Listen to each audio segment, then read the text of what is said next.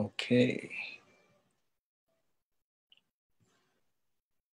There we are now. Okay.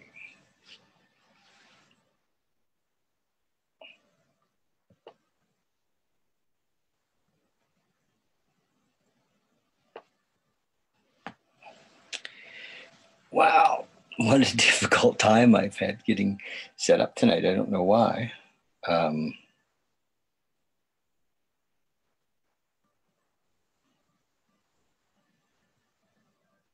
just going to try to get Adrian in.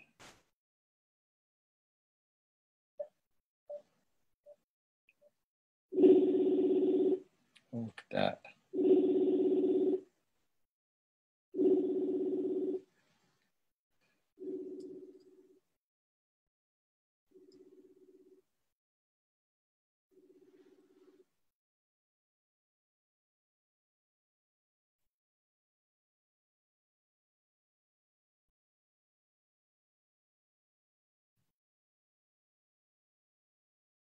Well, hi, you guys. Things didn't go so smoothly this evening. And I'm just not the tech guy I thought I was. So we're only live tonight on Facebook. We're not going to be live on YouTube. And I'm having a little trouble wanting to get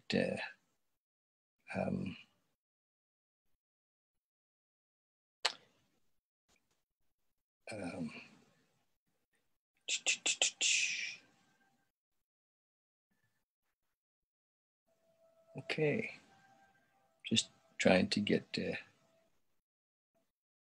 my buddy Adrian to join us. I think I've just figured out how to do it.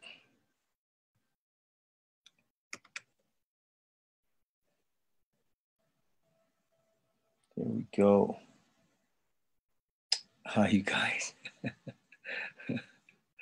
It's a tech world, and I'm not the tech guy. But doing the best I can. So I see we've got some folks there. Hi, Kathy and Ashley. And I just sent an invitation to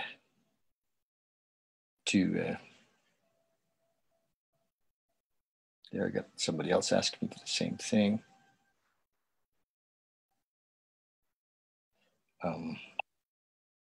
There's Adrian. Okay. Hi, buddy. I'm just having a little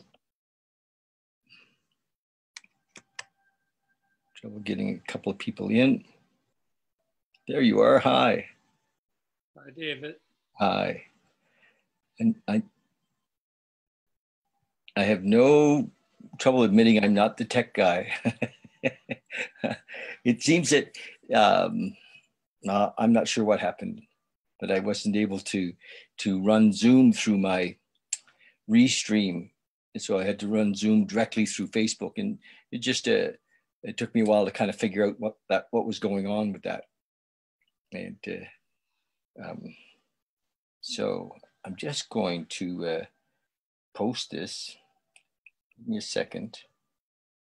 The invitation.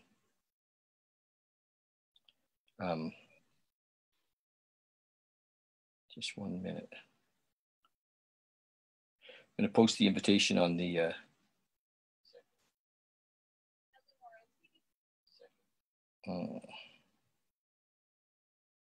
there we go.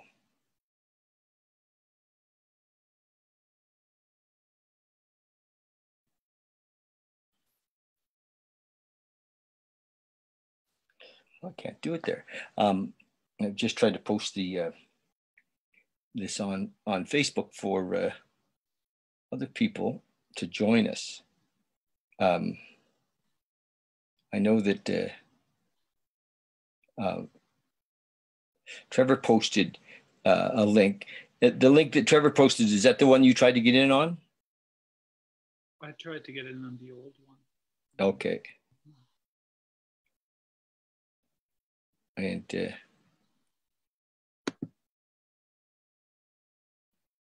Hopefully this will.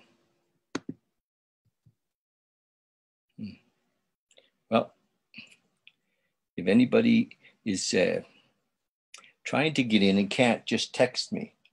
And hi, James. Hi, Linda. Yeah, just text me and I can send you the link, or text me, or I'm sorry, Facebook message me, and I'll send you the link for Zoom. I watch myself get a little frazzled when I run into tech roadblocks. It's I know different things to try, but I don't actually know how it all works. I say, well, let's try this, let's try that, and I'm not a master of the whole thing. But here we are, a couple of minutes late, but we are up and running. How have you been, Adrian? You're muted. You're muted right now. There we go. I was going to wear the headphones because my computer's fan is always on.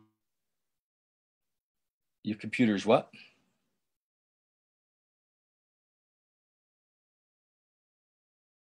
You have frozen up a little bit. It's not our night. It is our night. Here we are. There you are. You froze up a bit. There he is. I might have computer problems. Right on. Well, I had a kind of a theme for this evening, and that came. You guys that are here or watching, just imagine that what kind of happens for me is often sometime in the middle of the day or mid-afternoon, I start to think, well, I wonder what we're talking about tonight, or what's coming up. And so about an hour ago, it just seemed that, I had been listening a bit to Muji today, and the whole idea of, I never imagine why people, what are people doing if they're coming to a thing like this, or they're going to hear a speaker, if they're going to a workshop, or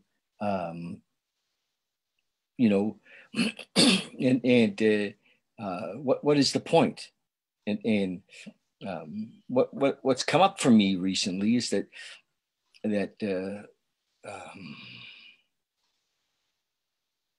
I'll just speak about myself, I guess, but that most of my life, if not all of it, I have been playing a role. And I love how Shakespeare said, all the world's a stage, all the men and women merely players. And if we actually look at that statement, if I look at that statement and I refer it to me, I've spent my whole life mostly trying to play the part well, and using my discernment, my thinking equipment to try and get it right, whatever it was. And sometimes I wasn't playing the part. I was trying to get something, but it was all part of playing the part. And I've only realized really at a deeper level in the last little while that I've never really been here. I've always been, on the stage and thinking that person, that actor, was me, and whoever me was. If you were to really ask me, and I've been through that process where the question has been asked at length, tell me who you are. I realized that in that exercise that I'm not that person that I had been, the role I had been playing. And some of it was of the role over the years was me just doing what people told me to do. You know, I remember getting married, and I had no idea, and I had no connection to any real inspiration, and to know, you know, except when I remember it when I was a kid in my teens. There's several times I ran away. You know, I literally left my home and at 13 and 15. And when I was in those times as a child, really, I did feel very alive, like super alive. You know, hitchhiking to Toronto and riding the train to the West Coast, and just really quite alive. And but only in the last little while. And so I asked the question, if you're here tonight and you're wondering, why are you here, or what's going on in your life? I asked the question, what is it, what are you looking for? What, we call ourselves sometimes seekers. What is it that we're looking for? What do we want? Have you realized that there's a possibility that you are not the part you're playing? And that Shakespeare was right, that we've all been playing parts, roles. And if you're not the part you're playing, then who are you? And I think that first thing almost has to be established.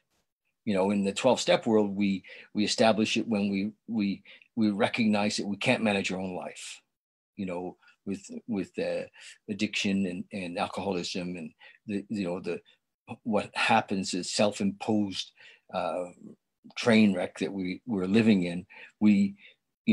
There's no fancy language around it. We just recognize, holy shit, I cannot manage my own life.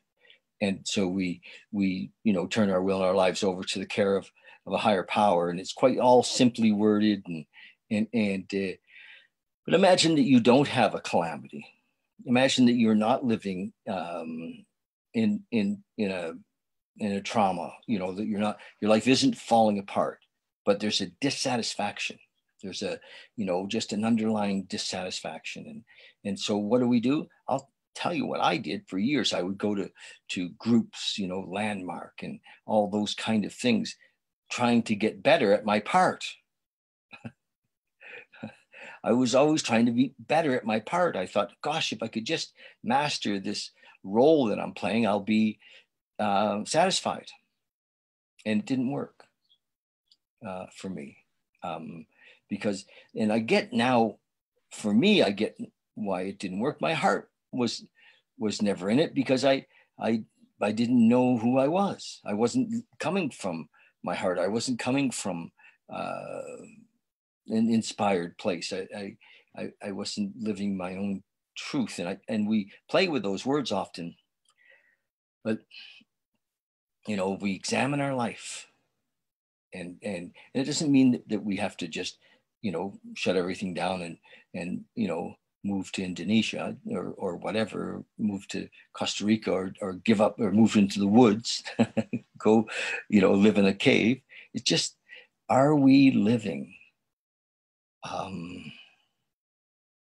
our highest purpose, our highest potential in each moment? Are we connected to the universal intelligence, the one? And I think that it requires some self-examination. It requires some really looking inside of us. And it doesn't have to be it depends where you're at. I mean, if you're in a place where you're just discovering, holy shit, are you really, David, that I'm restless, irritable, discontent because I'm actually not living my truth. And if that's a beginning spot for you, like that's a great awakening. And And then William James, who wrote a book years and years and years ago called The Variety of Spiritual Experiences, and he talked about an awakening of the educational variety. And I know for both Adrian and I, we've spent years and years and years and years of with teachers and reading books and kind of looking and then realized that all of the looking was yeah, I know. So Trevor, I'm going to send you another link. Okay, I have another link. Trevor's telling me the link doesn't work, and yes, I knew that. So I'm just going to do this. Excuse me 1 second, you guys. I'll be right back.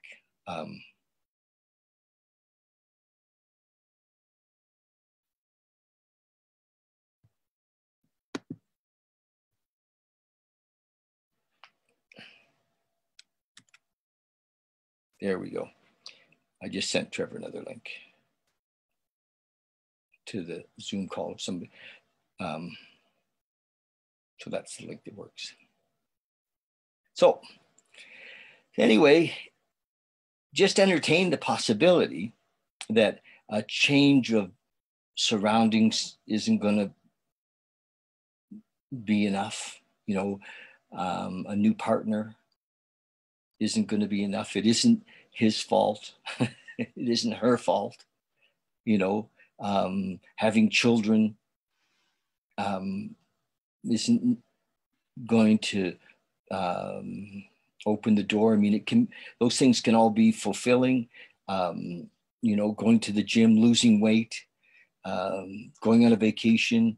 I have a lady friend who just craves vacations, and it's like an addiction. It really is. And many of the things that we do is just that. We're trying to avoid what we're feeling, and what we're really feeling is this disconnection from source, from the moment, from God, from universal intelligence, and because somehow we got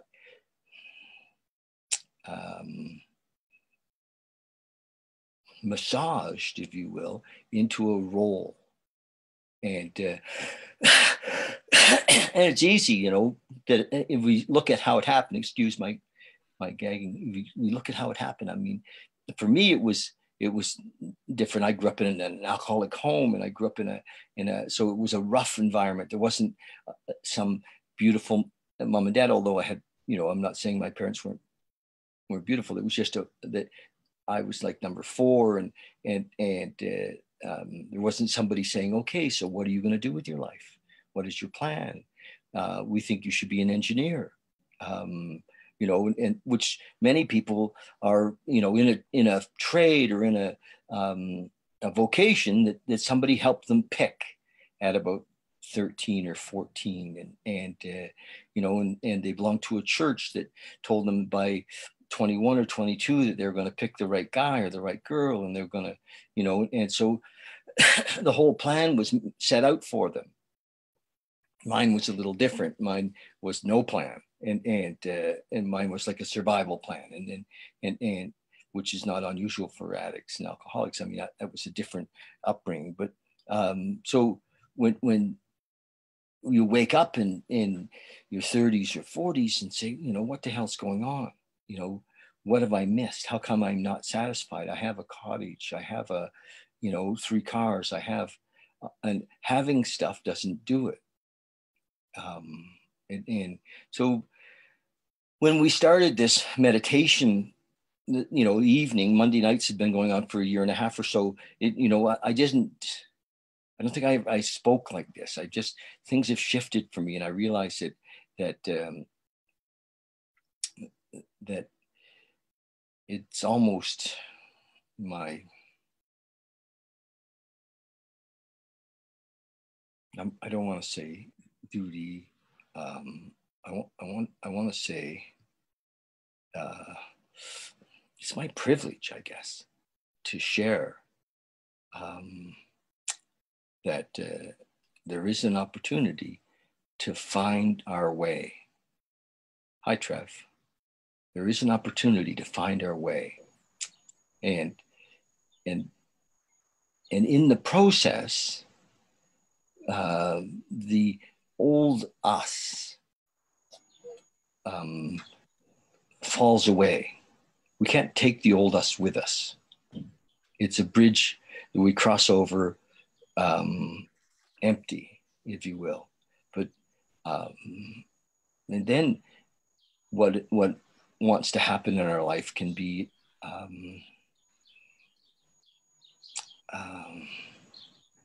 inspired, I think, come from an inspired place. And so how does meditation fit into this? I mean, it's all a part of the process, if you will. Although when I listen to Mooji, there's no process. It's just, to let go of the wanting. All the wanting and the desire keeps us in the old life, us still trying to remodel the old, our life that isn't necessarily satisfying and or to control this new. It's not new, it's who we are really. Is we're these spiritual beings, and it's hard to describe, but the possibility is to live truly unconditionally, and then follow the thread in each moment. It isn't and live in the not knowing, live in the freely, and but ego and fear tells us that we have to know, we have to understand, we have to be able to be part of what's going on. We have to critique each move, and so we end up not only critiquing ourselves and judging ourselves right or wrong or good or bad, but we do that with others, and so it makes any kind of a loving, really deep loving relating very hard if we're judging others, and or looking for others to fill us up in any way, because we're not, we have what I call the God hole. We're disconnected. So that's the question, and if those of you who are on the page, watching us on Facebook, there is a link that's been put on there that, where you could join us if you'd like on YouTube, and it would be wonderful if you'd like to. And I just want to see if it's there for sure. And I'm going to do it again. What happens if you join us is that it happens, we can have a little bit more of a conversation. There, we did it again. So that's kind of it, that if we wake up in the morning or the middle of the night and say, what's going on? There is a possibility, and the dead end at street that I ran down a lot was how can I be better? How can I make myself better? How can I learn more of the rules to be in the play? And I realized I don't need any more of that. I actually need to let go of all of that I thought I knew. And, I took a ton of courses, a ton. I became I spent a lot of my life being like a workshop junkie. And, but the old addict, the old dissatisfied, angry guy was still in there. And I couldn't pull him out because I wasn't really going at it the right way without a connection, without, I was looking to fix me. And I think that we have a whole planet of people looking to fix themselves and each other. And we're perfect as we are.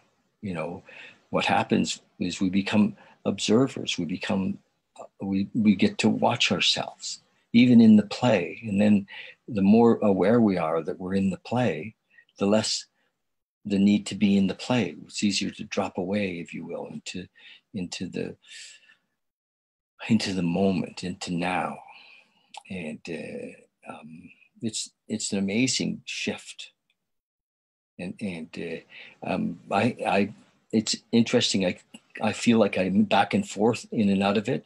I catch myself getting attached to results, getting attached to,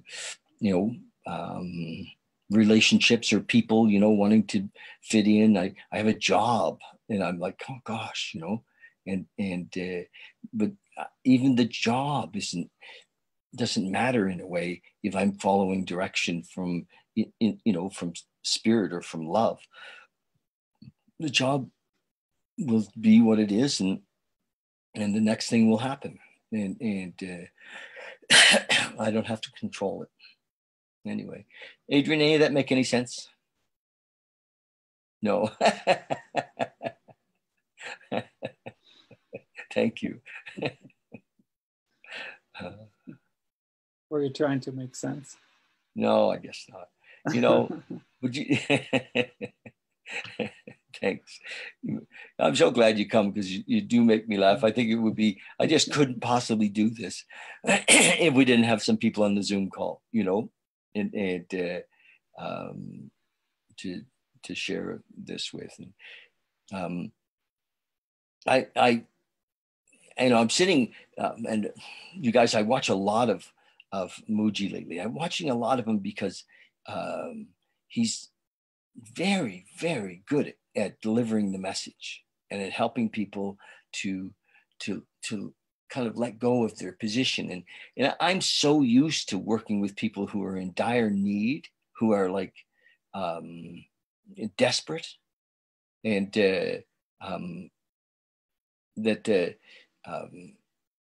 when I think of the audience that comes here on Monday night, this is not the desperate crew,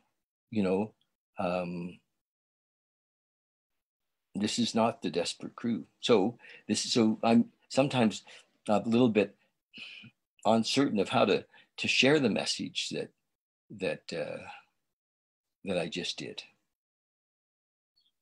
I don't know. So none of my business, I guess. It really, I just did what I did, and it's it'll be what it is. That's it.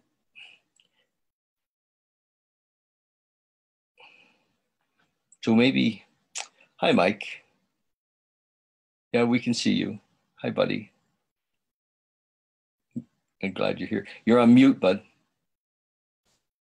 Yeah. Okay. Hello. So maybe, hi, Mike. You'll have to turn your Facebook off, or turn it down. When you come off mute, we can hear it. It kind of echoes through.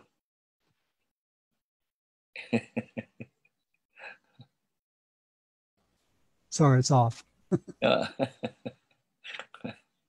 Right on. So,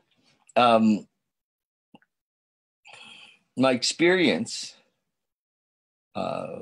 lately of working with and spending time with people in the kind of the 12-step world, in the recovery world, it has been that it really seems to be really, really hard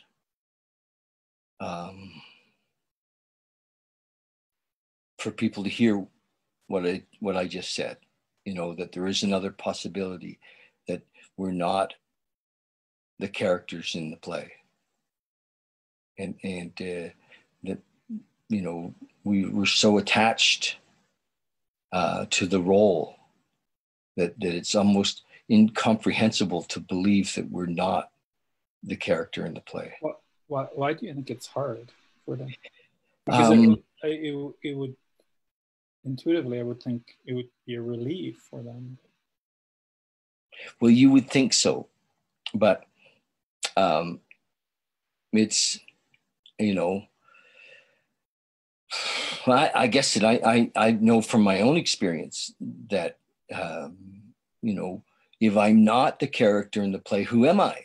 And ego doesn't want to let go of one,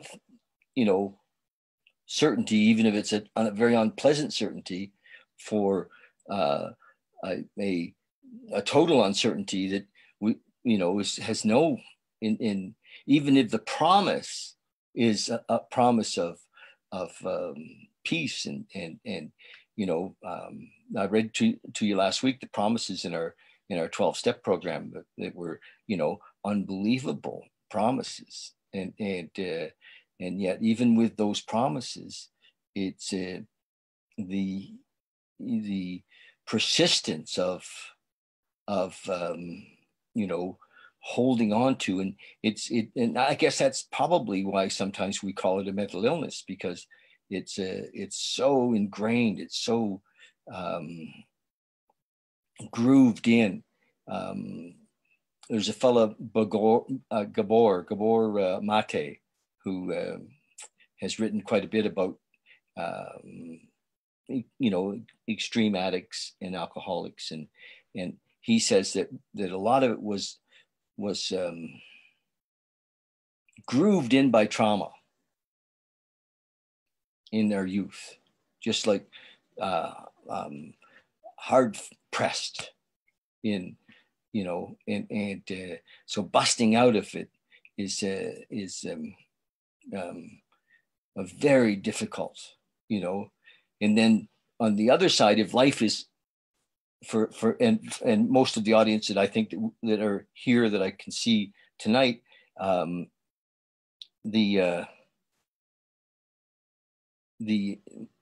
a lot of the people that are here, life isn't that tough, so it's not life is kind of pleasant in a way, and so it's okay, and I think that it's a big question, who does desire awakening? What is it that brings somebody to a state where they say, okay, I've had enough, there's got to be another way, what am I missing? And even if we sit with Eckhart Tolle for 5 years and he says it over and over and over again, it's sometimes almost impossible to hear, and that there isn't something that I can relearn to become a different human being. I can't learn a new script. A new script just gives me a new script. And if I go to jail and get a lot of behavior modification, I can come out maybe and be what we call a contributing member to society. But I'm still not in the zone, if you will. I'm not I'm not connected. I'm not living happy, joyous, and free. And I see around me, we're all often just, struggling to get something, or struggling to not lose something, or living a life of shoulds. And so we're inherently unhappy. And so what happens, we get divorced. Say, maybe, well, that's going to help. Let's get divorced and find a new lover. But it doesn't work. And I know it, I've said this already this evening, but so what do? We meditate. Do we go become a monk? Do we, it's actually not that difficult, and if you want to go become a monk, I think that's fine. But what I'm learning and experiencing is that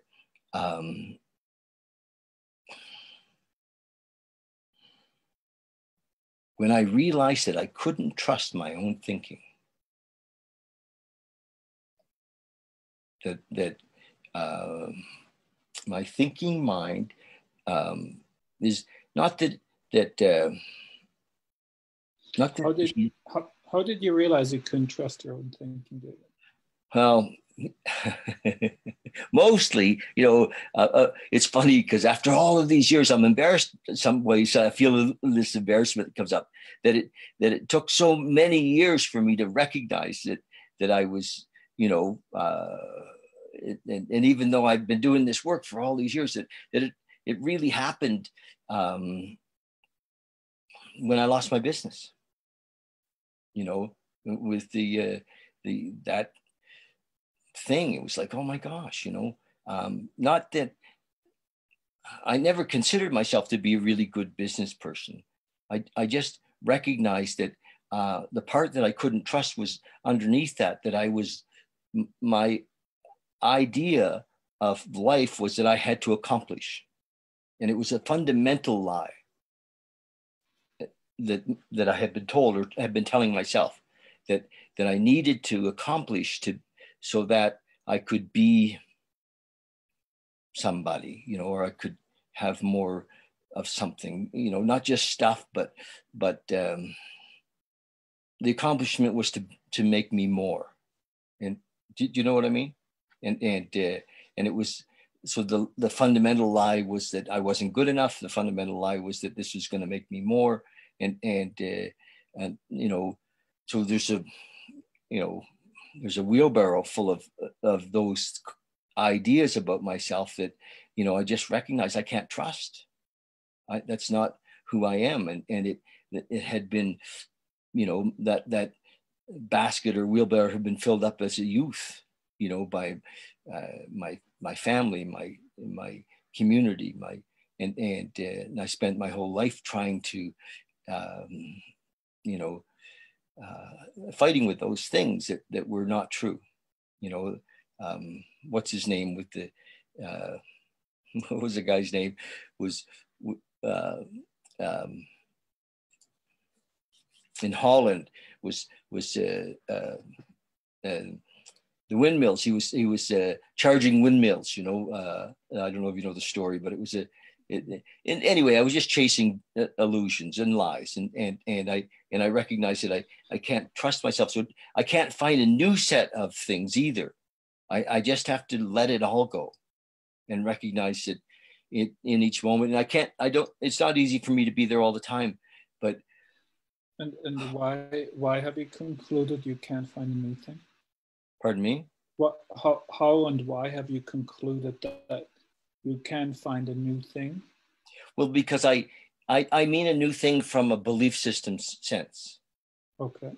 You know what I mean? I mean, I'm not going to go join a new church, or I'm not going to go join a new cause, a new. And why?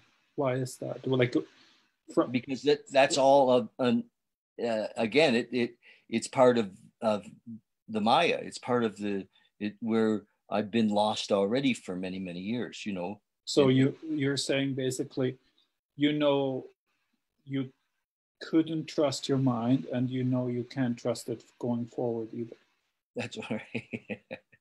Yeah. Is that why? That's why you're saying I will not concentrate on something new now, hoping that maybe that will do it. Yes. Yeah. Right, because continuously you cannot trust your mind. No, my old way of thinking, which is still there, you know, will tell me that a new girlfriend, younger, you know, prettier with money. But you have enough experience to know. I'm no longer looking in those places. No, there's right. It's just there is nothing. Right, and those. There's nothing's needed, nothing, you know, nothing that I can do, nothing I can buy, nothing I can, you know, is going to make me any more than I am. Okay. I am. And that which you are is satisfying? Yeah. Not always, because it creeps in, but, you know, yes. Yeah, but when you're saying that, then that wasn't what you were. No, that's right. You know, I still have the. So when he creeps in, as you say, then that was just the old mind. Yes. Right. So when I say, is it always satisfying? Then the answer is always satisfying yes. when I'm in that space. Yes. You know, yes. Yes. When the sense is I'm in that space. Yeah. And it becomes unsatisfying when the old mind creeps in. Yes, because and it's interesting when we do this, you guys, and thanks for you all for being here. When we do this, it's easier for me to see myself when I'm sharing with others. You know, it's easier for me to be, you know, more awake, if you will, more the observer, more present when we're in right now. Then and also when I'm spending time working at a treatment center, 3 nights a week, and I'm surrounded by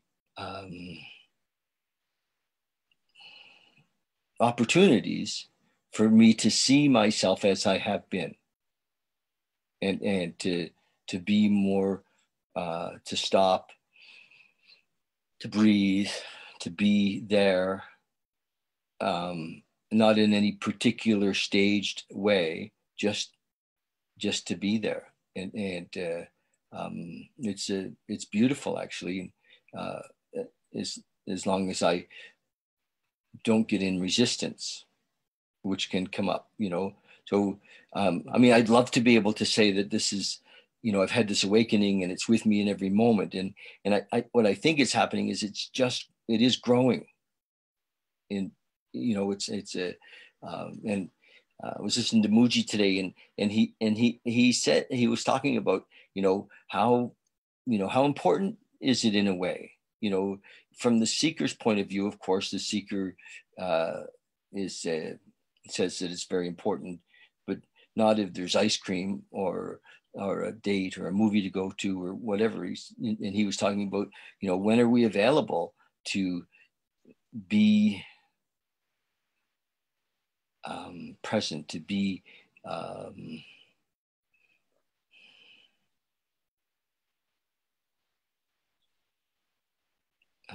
available. When are we available to be available? And it's interesting that it can't. And these are just words, but it can't. Seems like it can't be conditional.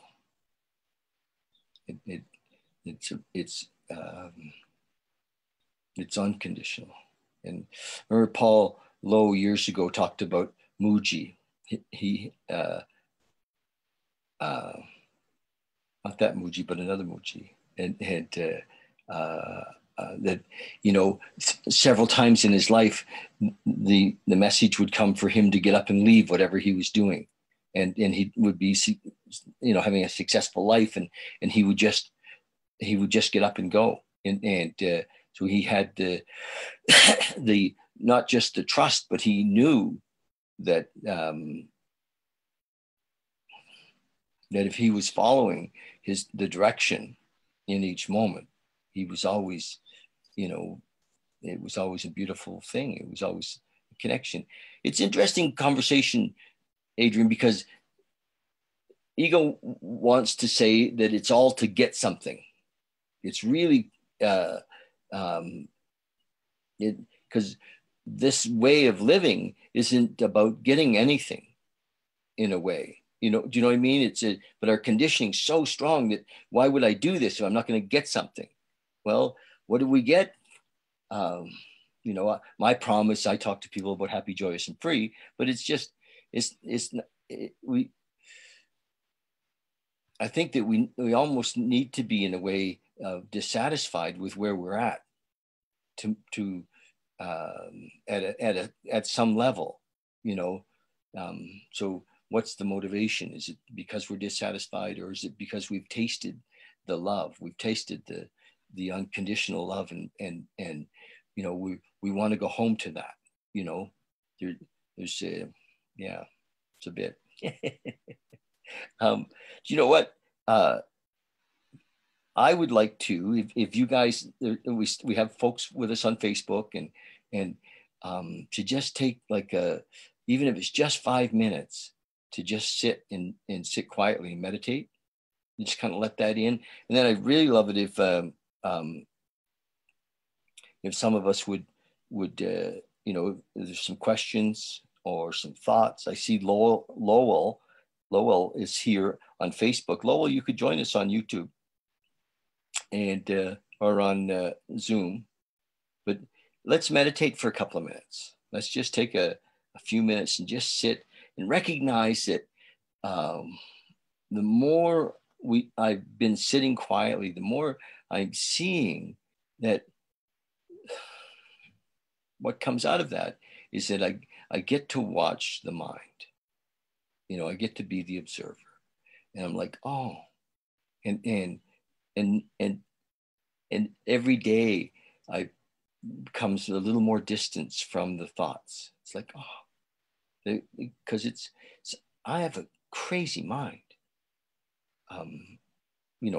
Some of the shit that goes on, it's just like, hello. So the more I am able to just watch it,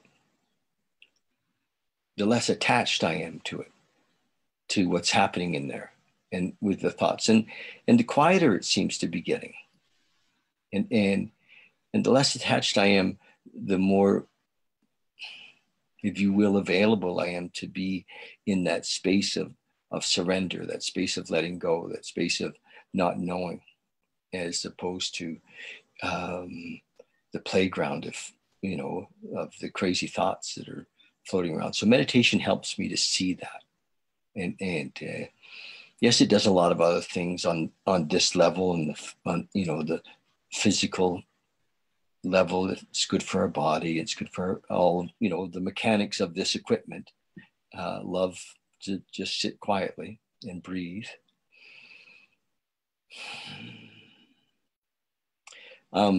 Yeah. So not to get anywhere or do anything, let's sit for 5 minutes. And then we'll chat a little bit more. Shall we?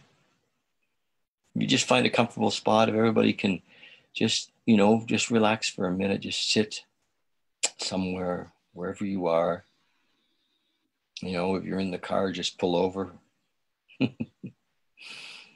and close your eyes and just drop inside. Everything is within this package. We have access to all content, all information, all knowledge.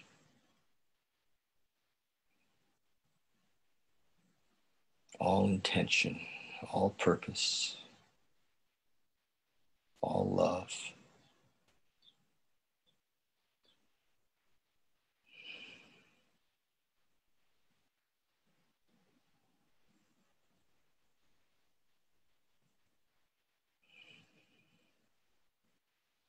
When you sit,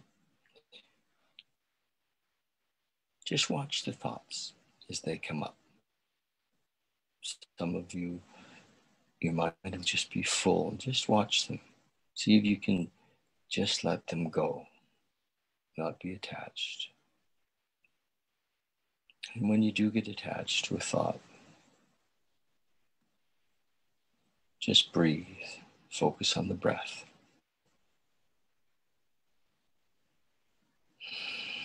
And the breath brings us into this moment. Everything is happening right now. There is no other reality. This is the now, is it for you and for me right now.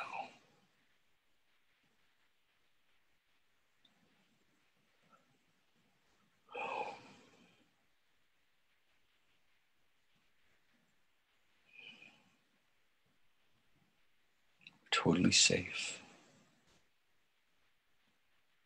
totally free.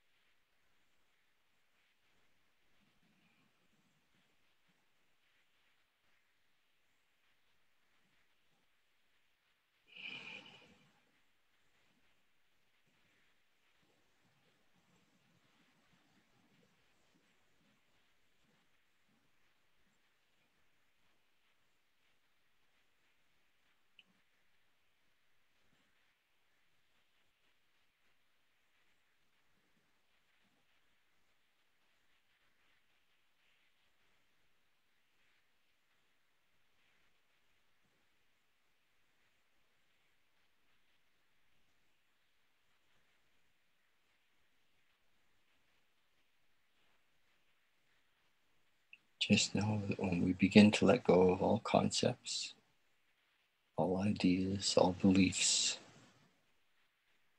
we access this moment. And in this moment is all power, all truth, all love.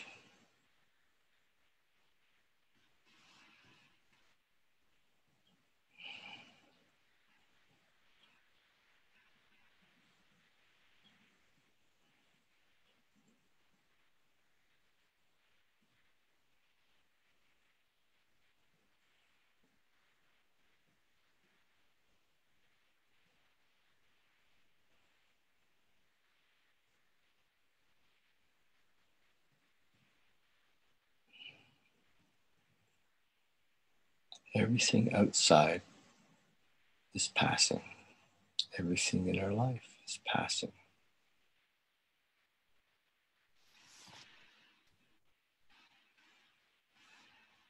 In this moment, right now,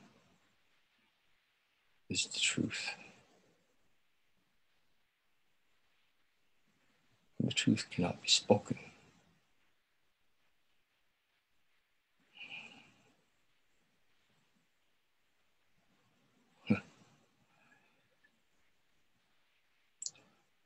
Wow. Thank you. I don't know how long we were there, but let's come back.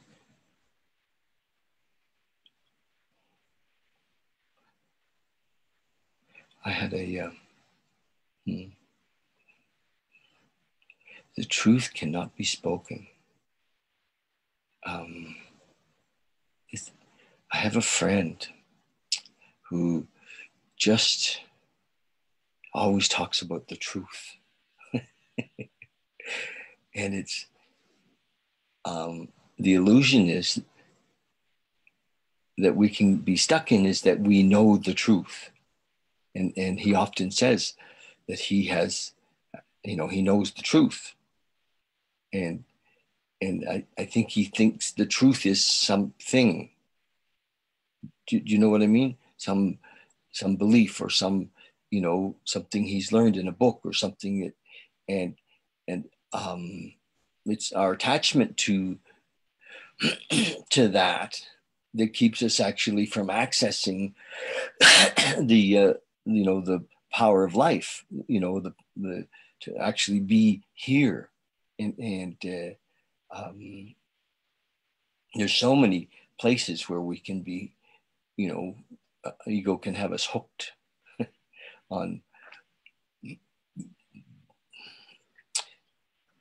thinking that love is outside of us, or that we can get anything here. Nothing here is,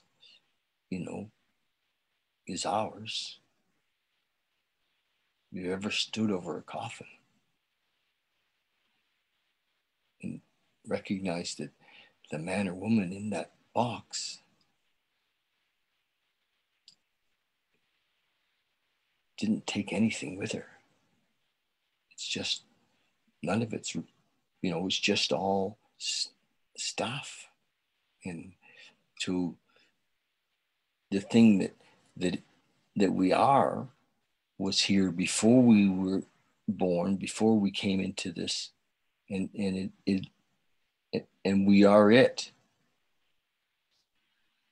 We have to be it.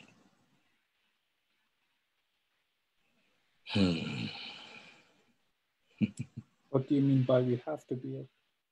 Well, there isn't anything else.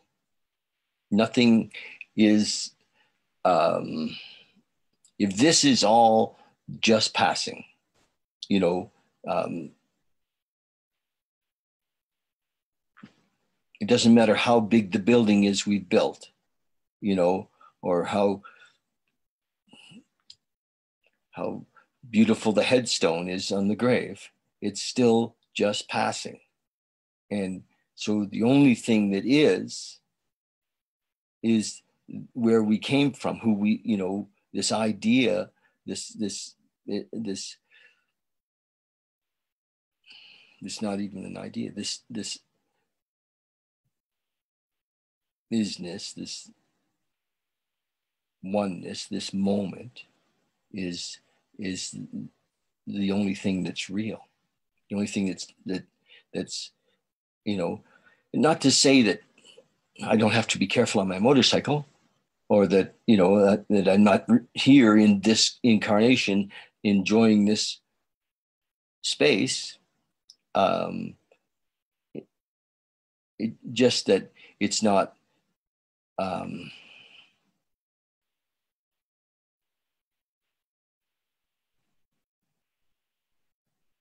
It's like the set in a movie.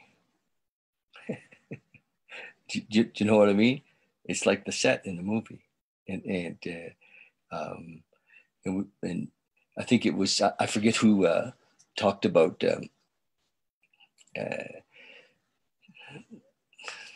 Days of Our Lives. I think it was or one of those British sitcoms, and somebody met the actor on the street and slapped him for something he'd done in the script. And he said, "Hey, I'm just an actor. That's not real." and but the people who were watching the movie, or watching the show every day, were mad at this person or angry at this person because of the part that they played in this script, and here we are, kind of in the same boat, all playing a part in a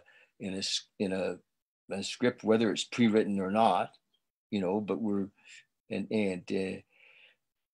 then we get mad at people or angry at the world, or we feel that we're against things, because we take the whole script so seriously. And I love what I read the other day, pieces of Martin Luther King's, one of his big talks, because there does seem to be a way that we can make a difference here in this realm, and it's with this love, which is what we call being connected to the moment. When we're in love, when we're living in love, we're connected to spirit, we're connected to God, we're connected to this oneness, to this, we're here unconditionally. Then we have the power of the moment to shine our love, and it comes with us in each moment. Like, it just, as the moments seem to be moving, we're in it in love. And when we're against, or we're angry, or we're fearful, or we're hating, it just seems to make the scene collapse. Do you know what I mean? The things,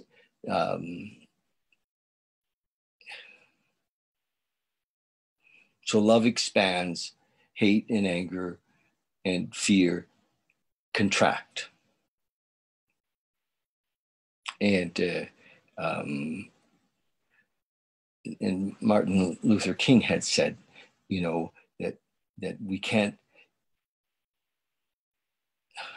come against hate with hate. We can't be in an againstness way. And I've been thinking about it a bit as I've watched how the scenario, the play that's happening, around the world right now, is we're shifting, I think, into a new paradigm, really. I think there's enough people who are living in love and bringing love to this movement. It's like the 60s. You weren't there, Adrian, but I was, and with flower power, and there was so much conversation about love, and we were bringing love to the movement in the 60s, and to change, and to, we wanted to be done with the wars and all of those things. And I think this, what's happening right now, we may have another summer of love that brings transition and healing into the world. And the momentum's certainly there. And I think that it's an opportunity for those of us who feel connected to that love to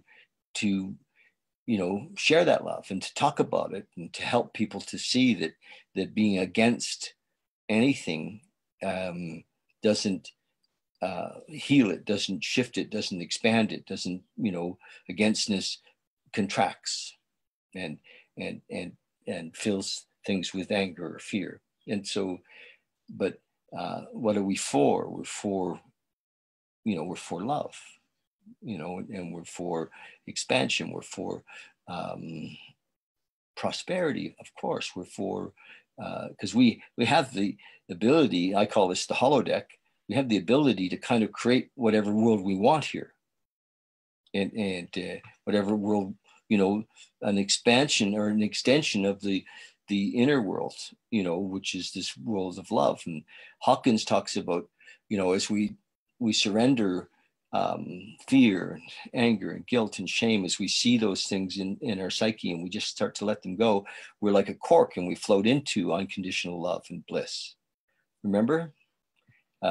He had a very simple way of awakening as well. He pointed towards there wasn't anything to do, just let go, just surrender. How big of a surrender do you want to have? And so I think that in this place that we're at right now, what an opportunity we have to carry a message of love. I think Hawkins, in terms of, you actually read the Letting Go book, I think, for a while, didn't you? I read it online. Yeah. Online, yeah. Yeah. And I think in the Letting Go, just for those people who aren't sure, because it's easily said, oh, just let go of anger, let go of hatred. It's not like that. No one can master just letting go if it's a deeply rooted thing that's coming up. But in the Letting Go book, Dr. Hawkins says the letting go is actually to let yourself feel it. Yes. Without resisting it, without running away from it, without taking actions on it, without acting it out, or without suppressing it. So basically, the feared emotions like these anger, hatred, fear, desire, all these strong emotions, guilt, shame, he says, allow yourself to feel them, without attributing them to anything, just as they are, just as the pure emotion itself. Notice that emotion and invite it even to allow yourself to feel it, to see if it will overtake you or if it will kill you. Don't like the feeling, and then we try to get rid of it. And I think, with alcoholism, that often is one of the big reasons for drinking, is a feeling that one does not want to feel. And then trying to, change one's state, maybe drugs also, change one's state, smoke weed. I don't like to feel this anxiety, I'll smoke some weed or something like that. And yes, just want to clarify one little thing with the alcoholic. It seems with the alcoholic and the addict that I think a lot of people will have a couple of glasses of wine to shift their mood. Even that, even right there, yes. Yeah. And what happens with the alcoholic and the addict is that we think that a couple of glasses of wine or a glass of wine will shift our mood. But there's this other thing that kind of sets in. It's called an obsession. And an avalanche on blood. Yes. Yeah, that's what it, and it's exactly, we're like, and it seems like, well, why couldn't we just have a glass of beer? And then the mind says, sure, you can. You deserve it. Right. It'll make you feel better. It'll make you feel better. You'll be more comfortable with these people that are visiting, whatever. Right. And you do better at work tomorrow. But what happens is that that separates the kind of the normal drinker from the alcoholic, is that this craving, physical craving. Mm-hmm. Yeah, which is from what I've heard, is insane and very powerful. But actually, I would say that even a social drinker, so to say, can have quite, like, let's say you have a glass and you come home and the person only has 2 glasses, and you're ready to offer them the glass of wine, and it's the last in the bottle, and they're like, yes, here's my wine, I deserve it too, I've had a rough day. And if you just pour it out, they will not be happy. So, well, no. So the clinging to these things is very, very strong.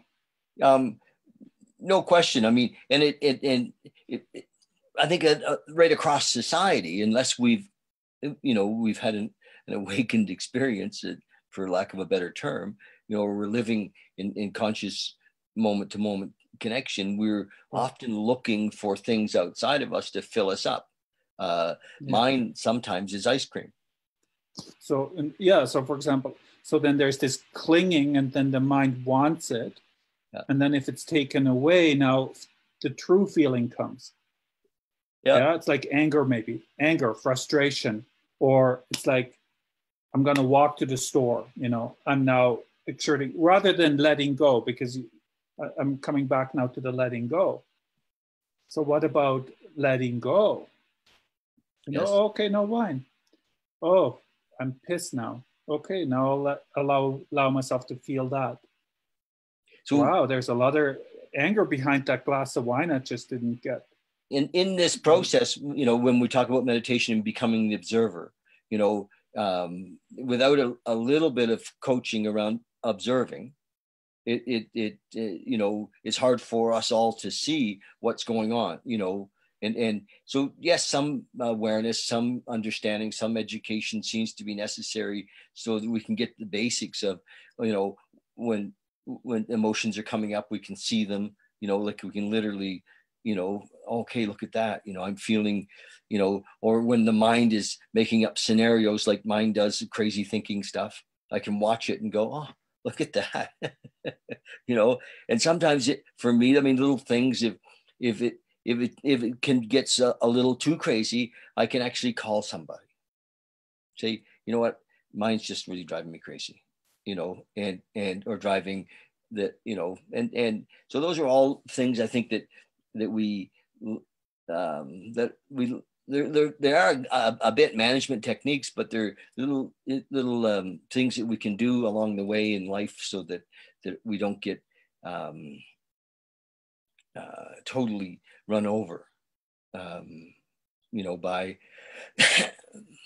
by emotion or by fear or by anger, and I think that's important. And we're you and I've been doing this for a long, long time. That stuff seems second nature, and a lot of times, folks, haven't even, just don't have that, and our mind makes up stories, like especially if something doesn't seem to be working the way we thought we wanted it to work, that there must be something wrong with us, or it both ways. It wakes up, if things work out really well, that's a God moment. We say, oh, God is shining on me, and if things go to hell in a handbasket, we're like, oh, what did I do wrong, and so it's all conditioned, right? The beliefs, and to be able to see that and say, oh, we don't need to buy into the story. Just be here now and watch what's happening, accept in each moment what's happening, and even to be grateful in each moment for what's happening, and recognize it, that we couldn't possibly be any safer. There's, in one way, there's absolutely no safety on this planet. In another way, we're totally safe, because there's nothing to lose. There's nothing to gain. There's nothing to win. There's nothing to, it's just, this is it. So we're only, I think, live in fear when we believe the idea that there's something to win or something to lose or something to get or something not to get, and when we let go of those ideas, that there's, and then we're here, we're present, we're like, oh, this is it, perfect, wherever we are in each moment is exactly where we need to be. It sounds so cliche. It can't be any other way than this. And from there, I think, I do believe that we have an energy, that there is a vibration, that Adrian has a vibration, and that Mike has a vibration, that we are vibrational, experiencing a vibrational world. And when we're living in love and acceptance, it seems that we attract love and acceptance. Hawkins talked about the attractor fields, and so the higher our vibration, if we're living, in acceptance in each moment, like, oh, this is perfect. Oh, thank you. And in gratitude in each moment, we just, the world flows in a different way than if we're living in fear and but either way, without attachment. Do you know what I mean? Even if we're in gratitude to not be there. Right. When you say, and I'll just say this because it really, every time you say it, I feel kind of like, you say, when we're in gratitude each moment. Yes. I don't know. But it seems like you said earlier, something cliche. It seems so cliche and so impossible. And to say it is almost like a burden. Like because the reality is I'm not in gratitude each moment. No. And I have no chance in hell to live in gratitude each moment. No. So what do you mean by that? To live in gratitude? Which each moment do you mean? Like each moment, or each moment when you're in gratitude? So I can say, let's imagine that, tomorrow morning you go out of the house and you have 2 flat tires. Right. And now I'm pissed. Let's see. I'm not saying I will be pissed. Let's say I'm pissed. Because I really wanted to go somewhere. I really needed to go somewhere. Actually, I had an appointment. Yes. Yeah. And I'm going to lose money, or I'm going to get shot on or something. Yeah. Okay. So now tell me what. So because it's you, and no, it's not me. Let's say it's somebody. Okay. All right. So tell them how to live in gratitude now. Yes. So the possibility is that it depends where we're at in the paradigm of life, but the possibility is to. I have another story. I'll tell it because I'll do it from my perspective. Okay. Okay. It's not a hypothetical. The other day I was out on my motorcycle, and I have this plan that on the 15th I'm just going to ride my motorcycle to the West Coast and visit my daughter and my grandkids, and go to Campbell River and see my brother and who I haven't seen in a while, and who's he's just had some health issues, and I had all this stuff, stuff is coming up, and the thoughts of where I'm going, and so the other day I want to take my bike out for a bit of a ride because I haven't ridden it much, and I want to get this, I'm thinking I got to kind of get my body used to it and whatever. So I'm zooming up the 22 to Sundre on my bike. And so the entire time you're full of gratitude? No, I'm enjoying myself. I'm not full of gratitude, but I'm enjoying myself. But I'm zooming up the road, and all of a sudden, the bike. I won't go into the details, but it becomes broken, and it's rattling, and bikes, motors aren't supposed to rattle. It's rattling, and there's oil. When I pull over, the oil's running out of it. It's fucked, And I was watching myself, and I actually drove for about another kilometer. It was making a lot of noise, and I'm thinking, oh shit, I got to get this thing parked, and I'm sitting on the side of the road in Cremona, and so I'm way out of town. I don't have AMA these days, and on my motorcycle, and I just dropped into, okay, so what do we do now? And I watched though how I didn't feel any anger. There wasn't any, just didn't come up. I wasn't quite in gratitude, but I made a few phone calls to friends that have pickup trucks, and you were on the list, but I didn't get to you. And and and one of my buddies said, "Yeah, where are you? I'll come and get you." And and then it became an adventure. He came and we got the motorcycle in the back of the truck, and in no point in that whole thing was it like, did so I wasn't in a state of gratitude, but I wasn't I didn't go into, I was just in acceptance. It's like, okay, this is happening.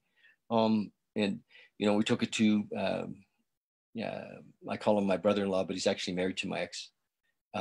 So we took it to Bruce's house, and it looks like it's pooched.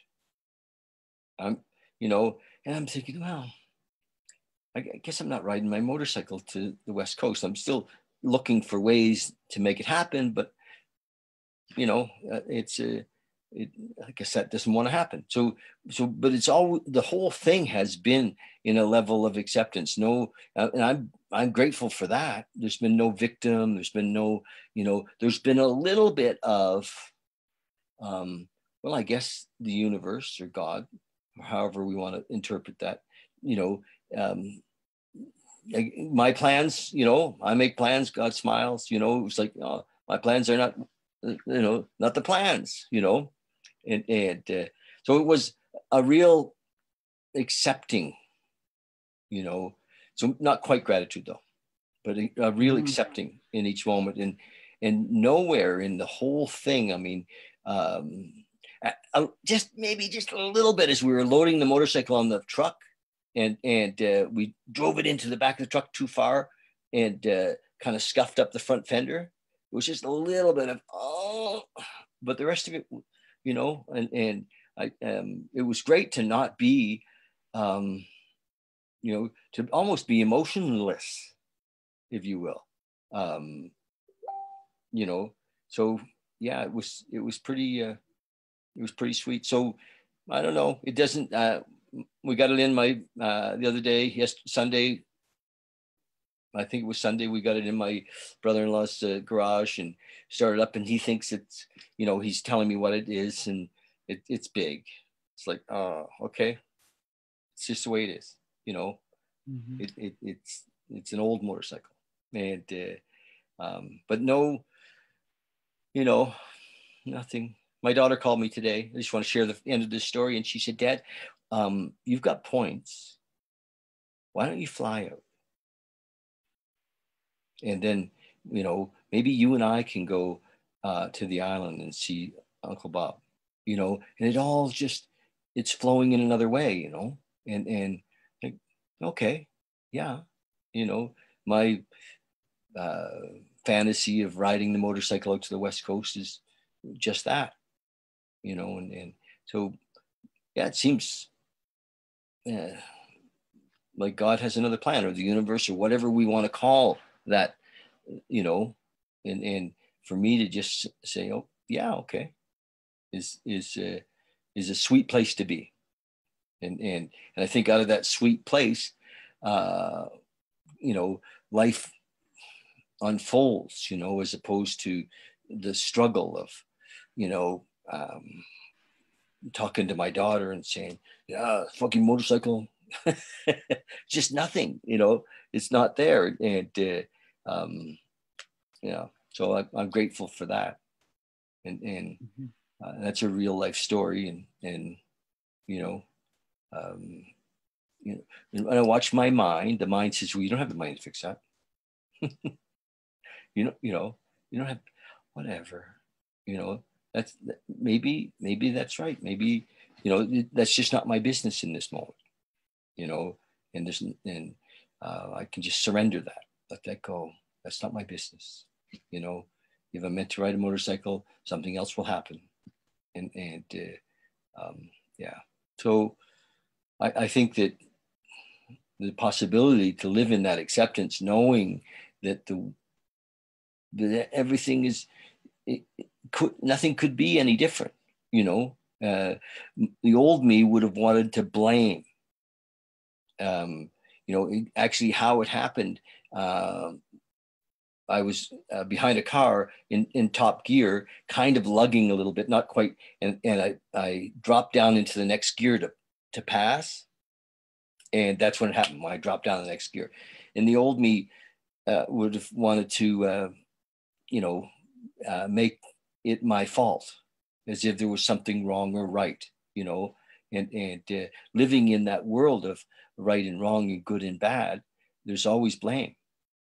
And then there's always guilt, and then there's always fear, and there's always shame, and recognizing that I no longer live in that world of right or wrong or good or bad. I'm not a long ways away from it, because it can come up, but it just it goes through. It doesn't land. It doesn't dock. It doesn't stay. And not being there anymore. So is the gratitude for you in each moment that you are seeing that you're able to let these things pass now? Yes, like that's for sure. Yes. Because the gratitude would include also any feelings that would have come up, but you would have been able to let them pass, Because the feeling of being frustrated when the fender got bent wasn't gratitude for a moment. Yeah. Right? But the gratitude is maybe more for the fact that that moment can come and it goes, and there's no clinging. You're not getting stuck in it. You're not getting stuck in it like you used to get stuck in it. Mm-hmm. Kind of like that. Yeah, it's really a gift to be able to watch it, to see it. It's like, oh, look at that, because the other part of the piece is that somehow I've let go of thinking I know how things are supposed to be. Right. And because when I'm attached to things appearing, in the play a certain way, then I'm directing and I'm managing and I'm trying to get people to play their part, and oh my gosh, it's tiring, So if I know that I don't know, and it's okay not to know, it's freeing not to know, or not to pretend I know. It's very freeing. It's like, and I watch myself, like even today, it's, and this is, you guys will relate to this. I mean, it's Monday. I worked the last 3 days. I didn't do anything. I went for a bicycle ride, but there's an old cultural thing, my judo Christian background, that says I should have, comes up with, what are you going to do today? How are you going to, maybe you should go clean that garage. And I just watch it. It's like, whatever. I'm not going to clean the garage. It isn't, it because I could see that it was coming from a place of an old belief that I have to do. Was there guilt associated with that belief? With not doing it? Yeah. No, it just was more of like a fleeting, because the garage, more like the fleeting mind that kind of says, hey, you should do that. Should be doing this or should be doing that. The truth is that eventually the garage does need to be cleaned. But you'll know when the right time is. Yes. Yeah, it'll show. And that's actually the thought that came as well. It's, it'll come when it needs to come or wants to come. It's beautiful not to be attached to judging this. Hi, Dave Stewart. Lana McClure. Wow. Beautiful. So I guess that if there's any message that, you know, as we put it out to folks, that can be there, that freedom can be there. And I wonder that there's a thing that comes often, you know, that and my mind goes, well, how are you going to do that? Well, how are you going to do that? And I just let go of it because I don't need to know how. The how is not my business. But the thing that comes is that I this idea of sharing this more one-on-one with people, you know, just spending time and you know, carrying this. And I don't even know if that's wants to happen or not. It just rolls through, and then the mind goes, yeah, but how are you going to do that? And I just like let go of it. It's, you know, if it's meant to be, it'll be, and not on my schedule, you know. So, but it does come up, and it's you know, it's an interesting, the mind, eh? You know, and the mind, you're not getting any younger. better get at it, you know, because it wants to measure. The mind's a measuring machine, you know. But it's still the mind that you earlier said you can't trust. Yes. Okay. For the most part, there's a seems to be a different texture to like my mind resists doing this on Monday nights, but there's a message in the back that just says just show up, it'll be there, you know. Mind is saying, yeah, but what are we going to talk about? I'm like, just no, there's another message. It's like a almost a quiet voice that just says, not to worry, you know, just be there, just, you know, show up, and whatever needs to be will be. And so there are, you know, I don't think this makes me schizophrenic, but there are several voices. and one's more of a knowing as opposed to a voice. And you know, I really feels like this is, you know, not that there is a path, because when we talk about a path, we assume time. Do you know what I mean? And then the idea of time or journey takes us somewhat out of the moment, you know, because we start looking forward or looking backward, and so what we're doing right now is perfect, and mind wants to make it part of something bigger, but you know, the trick, it's not even a trick, it's just to recognize that that's what mind likes to do. And it's and my mind is not my enemy. Mind's not, you know, now that it's always been like a crazy horse that now is being tamed somewhat, you know, that now recognizes that there's a new boss in town, and it doesn't have free reign, can't just you know, do what it wants. I mean, regardless of, you know, and often it did what it wanted out of fear. It did what it wanted out of judgment, out of right and wrong, good and bad. And so it wasn't set up properly, you know. And even if it had been set up with a different set of beliefs, it still would have been mind. Yeah, it would have just been a different version of something different. Yeah. Yeah. But thank God same outcome. Mine was a mess. and anyway, so Trevor, we rely on some of your words of wisdom. Are you still around? I see there he is. Hey, buddy. Hey. Hey. Gentlemen. Hi, Trevor. How are you guys? Good. Good.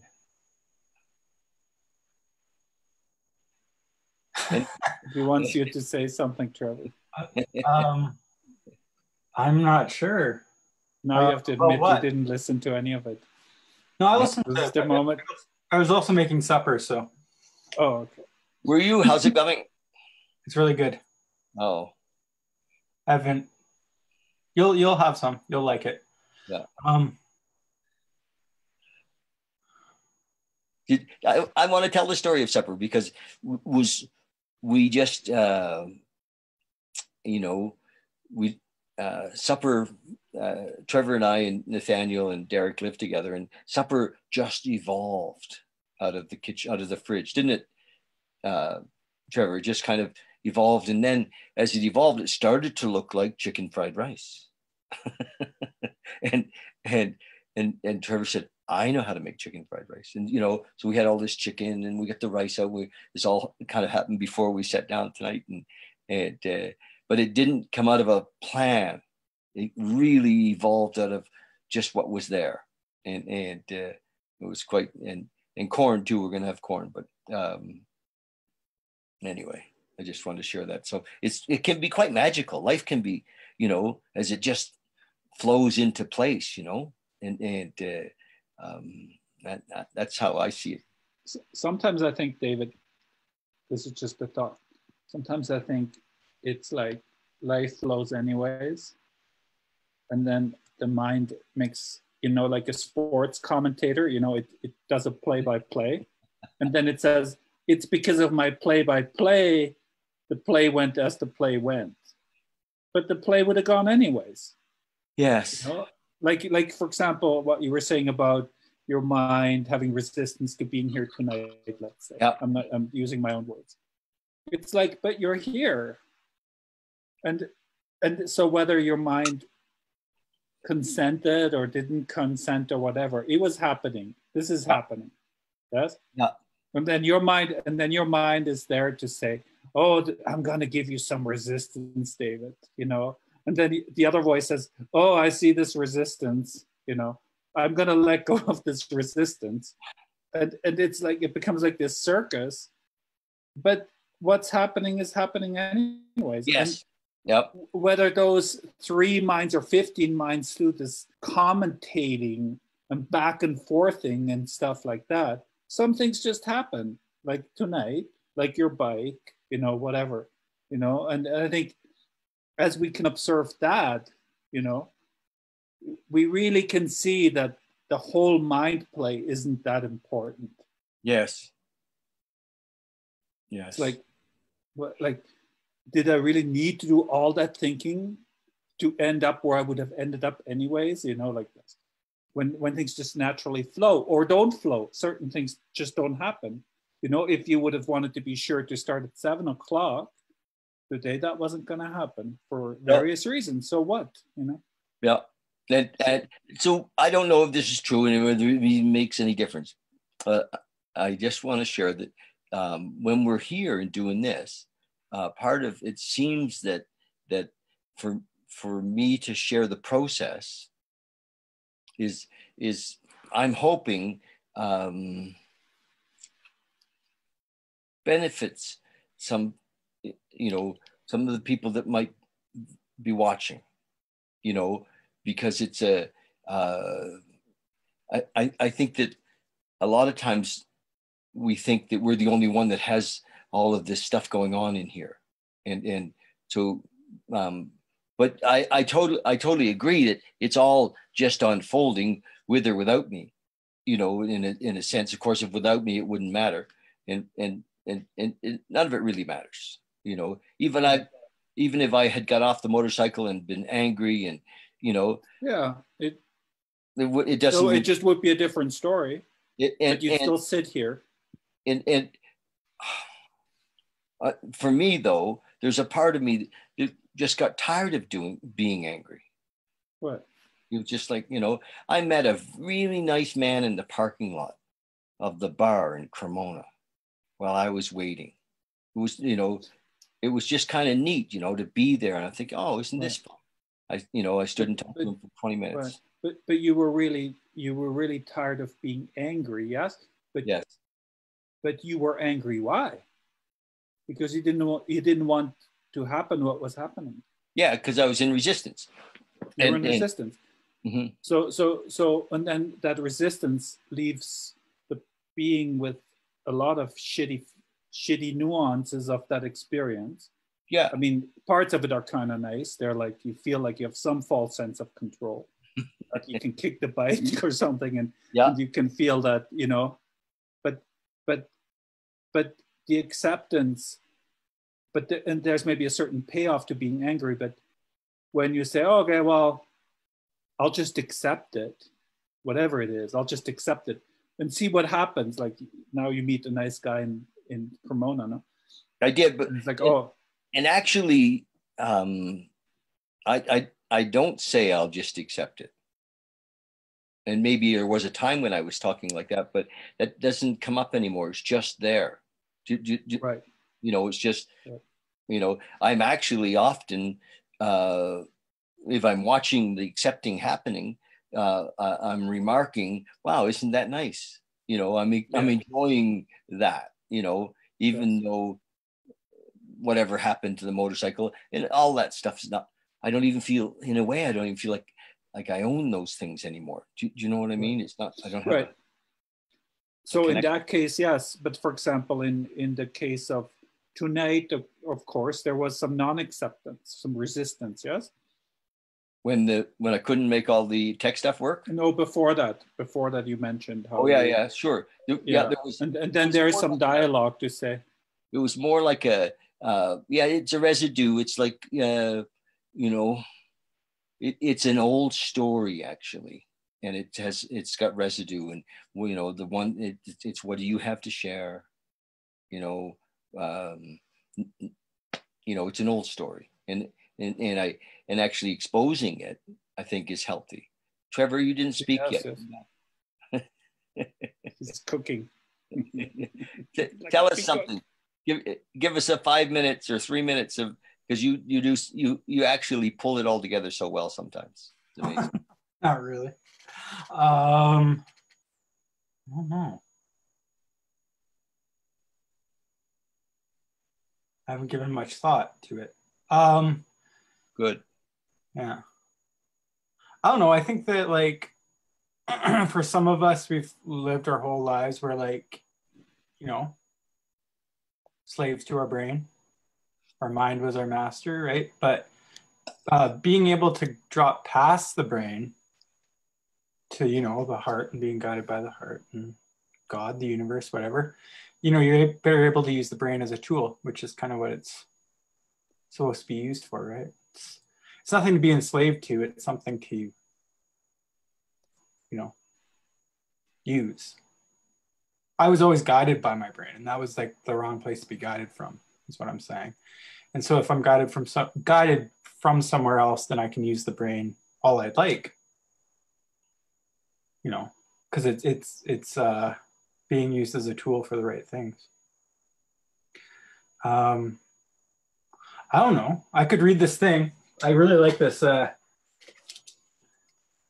You got. I don't know whether you guys know the German poet Rainer Maria Rilke, but he wrote this poem, and this is from like one of his Duino elegy, number 8, and it says, "Animals see the unobstructed world with their whole eyes, but our eyes, turned back upon themselves, encircle and seek to snare the world, setting traps for freedom. The faces of the beasts show what truly is to us." So it's like, the way I see that is like, yeah, that's where our brains kind of lie, right?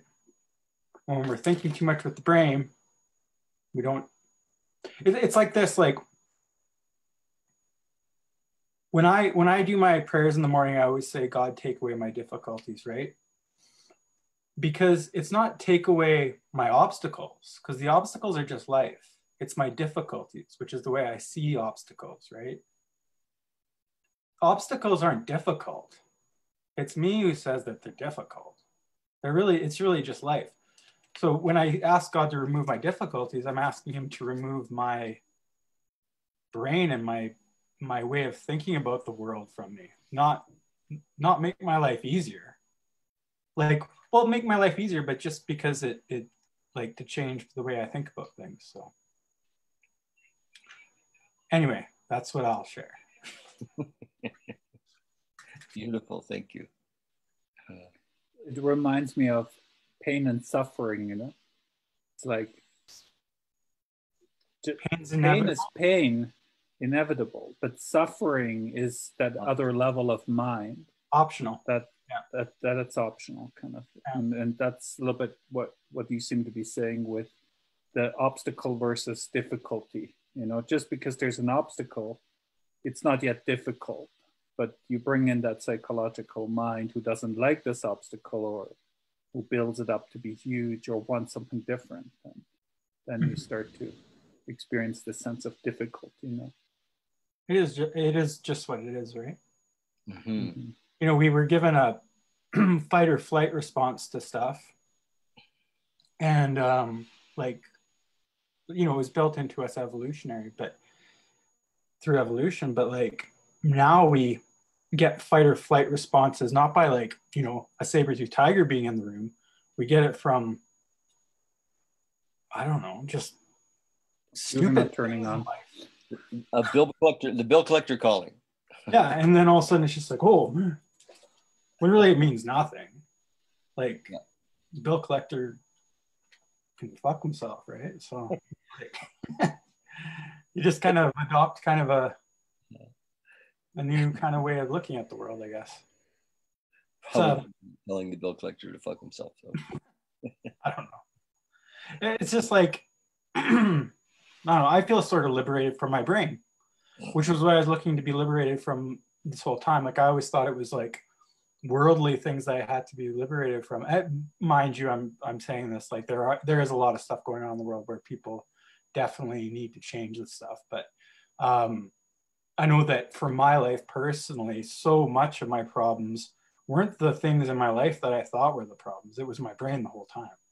So being able to liberate myself from my brain is amazing, because now I can kind of just go with the flow and follow my heart, and then use my brain more effectively because I can use it to figure out problems, right? Or just figure out stuff, think about what I want to think about, and, you know, like use it for creativity or whatever other things that I can use my brain for. So it's really great. It's kind of cool. It's neat. It's my, that's like how I describe it. Thank you. Thank you. Very happy for you, Trevor. Yeah. Thank you, Adrian. I keep on telling you every week I'm going to reach out to you, and then I never do. But this week, I promise I will.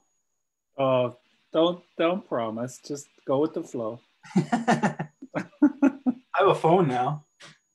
Oh, wow. Old school. New school, old school. I was trying to do the touch screen thing, but it doesn't work. Well, it seems like you can touch the screen. I can touch the screen. Try and blow things up, but yeah.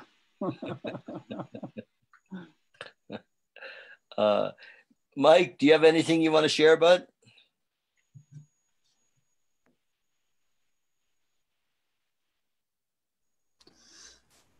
Hello. Hi, Mike. Oh, hi. Yeah, just enjoying listening to you guys. I know my brain gotta be a 24-hour job, and Trevor's right. Just go to the heart, you know. And that's what I try to do.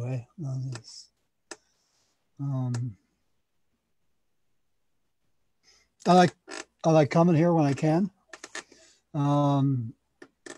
because it gets me right into the moment, and it takes me away from my brain. It gets really busy up there, and I get pissed off with it. But there's that lady from Chicago. I was listening to you guys one day, and it really helps. It really helped me with like in the moment, like being grateful, like making my bed in the morning, and you know, and then washing the dishes. And she kind of mentioned about like a sanctuary when you wash the dishes. Well, I don't do that. So it's like my brain's that I don't like doing dishes, and I'm getting pissed off with it and swearing and stuff like that. And it's, oh, what's going on here? You can feel the anger, eh? And so I just try to kind of walk away and feel the bubbles and the soap and the water, and you know, but it tells me, oh, what's going on with you, Mike?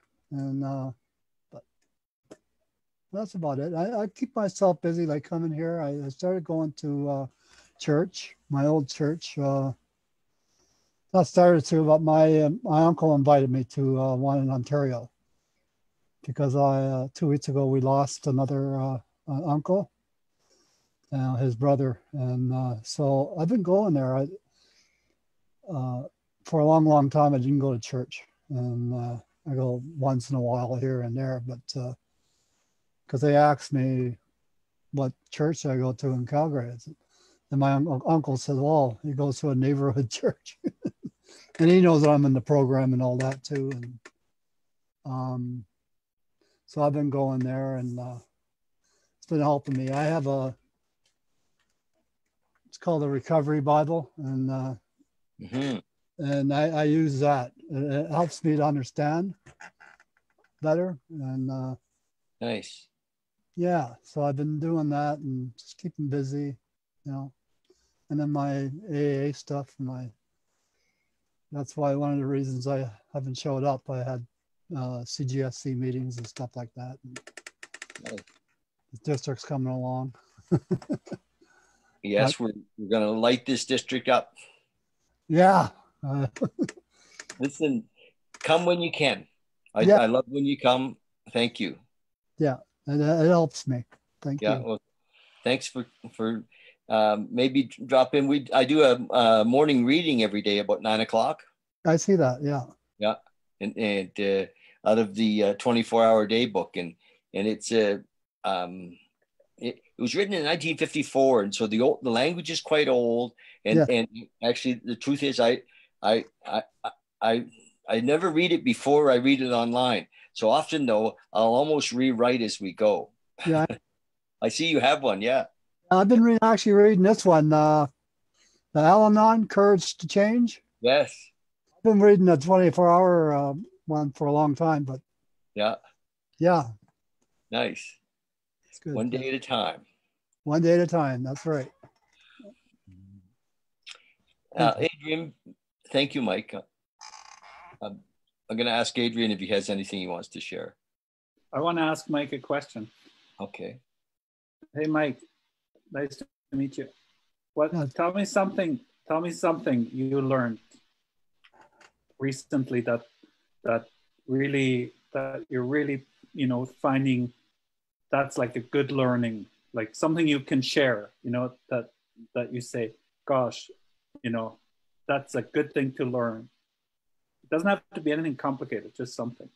Because it sounds like you're doing a lot of work, reading, learning, changing, shifting. Well, I learned acceptance. Like I was saying, I was really, really angry with the church for a long time, and I used to blame it. I don't do it that today. Well, I didn't understand it. And like I have a loving God, I call him God, higher power or whatever, creator. And it used to be a punishing God, because every time I did something bad, like, I took off from when I was 13 years old too. I used to go on the 401, and holy smokes, I could have died. I was about 12, 13 years old. And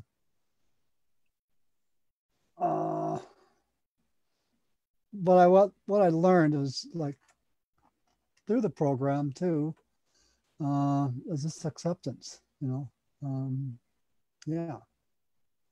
that's helped me. Cutting out here. Oh, sorry. Because you mentioned the dishes also, and doing dishes, no? And have you noticed a shift when it comes to doing dishes around your, like, the resistance with that? Yeah, when I stop and when I'm in my head, sometimes I'm doing the dish and I'll be pissed off at something. I don't know what. Why are you angry? And so kind of stop and I just kind of, okay, find the bubbles. That's like that, eh? And you know, do I need to? Maybe I ask myself, well, maybe I need to kind of sit back. Maybe I have to do the steps again. I mean, like for me in number 4, like, but I don't know. But I can stop myself. I guess that's what I learned. That's good, I guess. Yeah, you're seeing it. You're seeing when it comes up, and you're stopping it. Yeah. Because it's funny that you mentioned dishes, because I enjoy doing my dishes in the morning, you know, and it's almost like a little bit of a ritual. This kind of it's kind of the beginning of the day, and just kind of doing the dishes and I don't like the dry dishes, but I like, you know, I let them drip dry. I never dry them. I would not like drying dishes. I don't like the feeling of the towel on the dishes. But to do the dishes, like, it can be a real meditation, you know? Yes. It can be real, like, you time, you know, you and your dishes and yeah.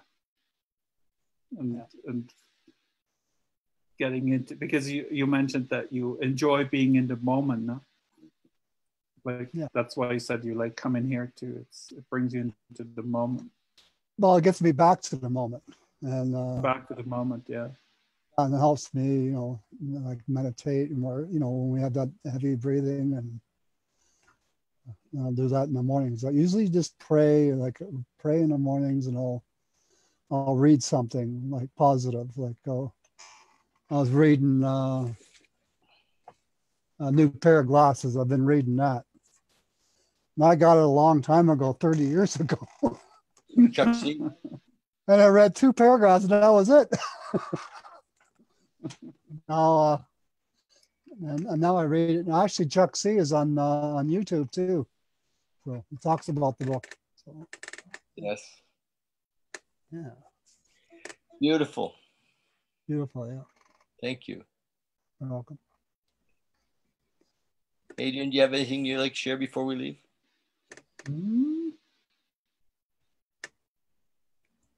Very grateful for these evenings, David. Thank you. Yeah, I'm sure glad you come. So I'm glad you're doing it. I'm glad, you know, they just are what they are, you know, because it's never predictable. So kind of nice to have the spontaneity, you know, not having, I think I'd be less attracted to it if there was like a program, you know, or sort of, yeah, I like that you keep it so spontaneous. And also it's cool to always have new faces show up and meet the different beings.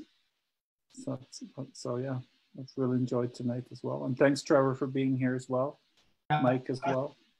I was going to say my face is always new too, because it's always in various stages of facial hair growth.